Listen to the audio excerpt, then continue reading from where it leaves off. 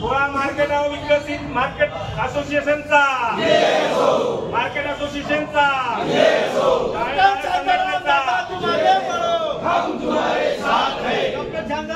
जळगाव शहर महानगरपालिका असोसिएशन गेल्या 30-35 वर्षापासून स्थापन झालेली आहे आणि त्यांच्या माध्यमातून आम्ही गाडेधारकांच्या ज्या काही मागण्या असतील, अडचणी असतील ते सोडवण्याचा आम्ही प्रयत्न करतो।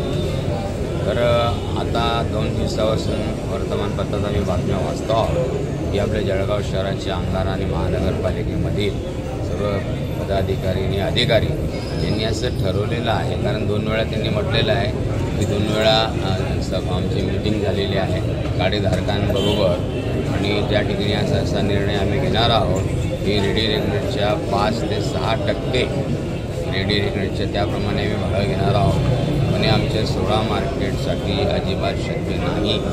शासनाने प्रशासनाने नीट गांभीर्याने विचार करावा आणि आमचे जे 16 मार्केटचे गाडेधारक आहेत त्यांना योग्य न्याय त्यांनी द्यावा। आमची मागणी हीच आहे की ज्यावेळेला देवेंद्र फडणवीस मुख्यमंत्री होते, शिंदेसाहेब नगरविकास मंत्री होते, त्यावेळेला दोघांनीही मागच्या विधानसभेमध्ये त्यांनी आम्हाला आश्वासन दिलेलं आहे की गाडेधारकांसाठी भाडं जे असेल ते 0.7 रेडी रेग्युलेटप्रमाणे आम्ही घेणार आहोत कमी आणि that should not be more than 2% असं त्यांनी म्हटलेलं आहे आणि त्याप्रमाणेच आम्हाला निर्णय हवा आहे।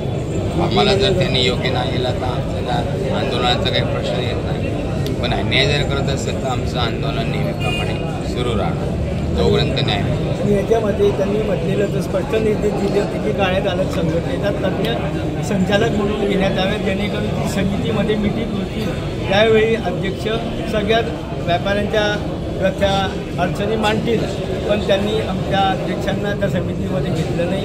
त्यांना अध्यक्ष समितीमध्ये घ्यावं अशी आमची एकरूपाने मागणी आहे, तेव्हाच आम्हाला न्याय मिळेल आणि त्यायोगे आम्ही सुरळीतपणे व्यापार करू शकतो। आम्ही या ठिकाणी महानगरपालिकेच्या प्रशासनासमोर केलेलं आहे आणि आज दिवसभर आम्ही दुकानं बंद ठेवणार आहे।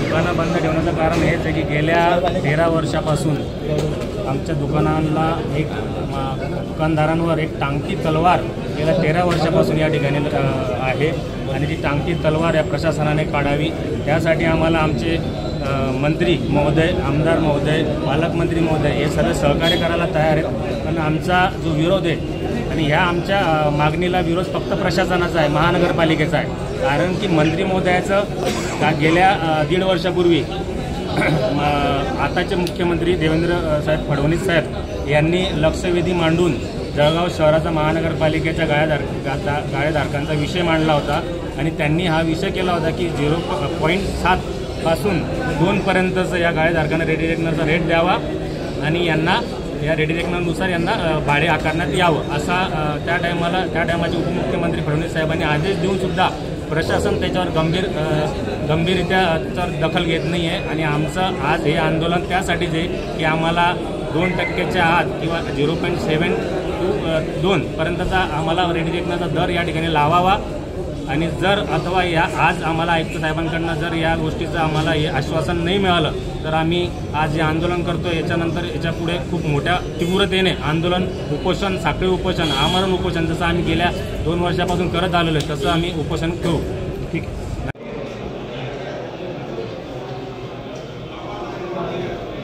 निर्णय होत असताना पूर्ण जळगाव असं मार्केटचा निर्णय होईल वा तसं नाही करणार आम्ही मार्केट वाईज निर्णय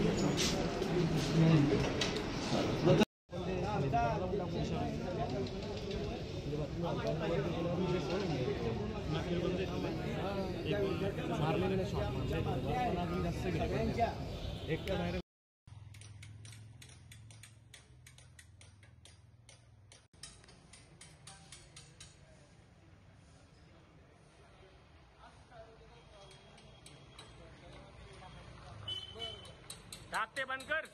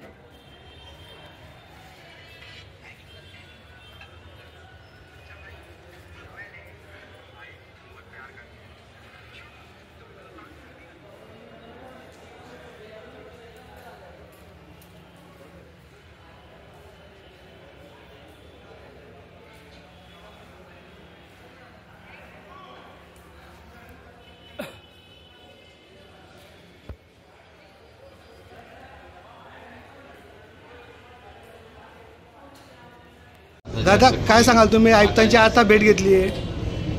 आम्ही साहेबांना भेटलो, आपले आयुक्त साहेबांना, ढेरे साहेबांना, त्यांच्याशी अगदी मोकळेपणाने चर्चा झाली आमची. तर साहेबांना आम्ही निवेदन दिलं, लेखी निवेदन दिलं की आमची जेवढी 16 मार्केट्स आहे हे अविकसित मार्केट्स आहे आणि आम्हाला फक्त म्हणजे फडणवीस साहेब आणि शिंदे साहेब, ज्यावेळेला शिंदे साहेब नगरविकास मंत्री होते आणि फडणवीस साहेब मुख्यमंत्री होते, त्यावेळेला त्यांच्या लक्षात आलं की जळगाव शहरातील गाळेधारकांवर अन्याय होतो आहे. म्हणून त्यांनी त्याच वेळेला आम्हाला आश्वासन दिलं होतं की गाळेधारकांसाठी रेडी रेकनरच्या 0.2 1.2 0.7 म्हणजे जवळजवळ ते 2.25 येतं, 2पर्यंत जरी केलं तरी आम्हाला ते चालेल. आणि त्यांनी त्याचप्रमाणे कौल केलं होतं की 2.25 प्रमाणे आम्ही भाडं आकारू असं गाळेधारकांना. त्यामध्ये त्यांना साहेबांना सांगितलं, म्हटलं आमचे मार्केट्स अगदी गरीब लोक आहे, म्हटलं ते मोठ्या मुश्किलीने महिन्याला 12-13 हजार रुपये ते कमवतात आणि तिथून एवढं 5% 6% कुठून करणार आहे. म्हटलं ते दुकानच काय, दुकानच सोडावं लागतीलच काय, घरदारं विकावं लागेल म्हटलं त्यांना, अशी परिस्थिती आहे. भास्कर मार्केट जो तुम्ही चला या म्हटलं. मी शिंदे साहेबांनाही बोललो होतो की साहेब तुम्ही चला किंवा तुमचा प्रतिनिधी पाठवा आणि तिथली परिस्थिती बघा भास्कर मार्केटची. ती म्हटलं तिथे परिस्थिती अशी की दुकानं वजा झोपडी वजा दुकानं अशी परिस्थिती आहे. म्हटलं 8x6ची दुकानं आहेत, ते काय कमाई होत असेल तिथे. साहेबांनाही ते लक्षात आलं. तर ठीक आहे म्हणे, आपण एक मीटिंग कॉल करू, तर बसून चर्चा करू आणि मग पुढचं काय निर्णय घेता येईल ते आपण निर्णय घेऊ. पण त्यांना सांगितलं आम्ही की साहेब 2% वर आम्ही भरू शकत नाही, नाहीतर आमचं आंदोलन. त्याचप्रमाणे शासनाने सांगितलेलं होतं की ही जी समिती आहे या समितीमध्ये गाळेधारकांचे तज्ज्ञ संचालक यांची नियुक्ती करण्यात यावी. त्यानुसार आम्ही आयुक्तांना 10 वेळा पत्र दिले की आमचे अध्यक्ष जे आहे मनपा गाळेधारक संघटनेचे डॉक्टर शांतारामदादा सोनवणे यांना या समितीवर तुम्ही तज्ज्ञ संचालक म्हणून घेण्यात यावे, जेणेकरून ज्या गाळेधारकांच्या व्यथा अडचणी त्यांनी जवळून बघितल्या आहे आणि गाळेधारकांच्या प्रतिनिधीमध्ये म्हणून ते यशस्वीपणे मांडू शकतात, मुद्देसूद मांडू शकतात व त्याच्यातनं निर्णय निघू शकतो. व तसं या लोकांनी तज्ज्ञ संचालक म्हणून त्यांची नियुक्ती केली नसून कुठल्या तरी तिसऱ्याच व्यक्तीची नियुक्ती केल्यामुळे आम्ही त्यांना या समितीमध्ये गाळेधारक संघटनेचे अध्यक्ष तज्ज्ञ संचालक म्हणून घेत आहे अशी आग्रहाची विनंती केली व त्यांनी त्यास होकार दिला. व पुढील येणाऱ्या जी मीटिंग आहे त्या मीटिंगमध्ये तुम्हाला बोलू असं त्यांनी आम्हाला आश्वासन दिलं आणि त्यानुसार कमिटी निर्णय घेईल असं सांगण्यात आलं. आणि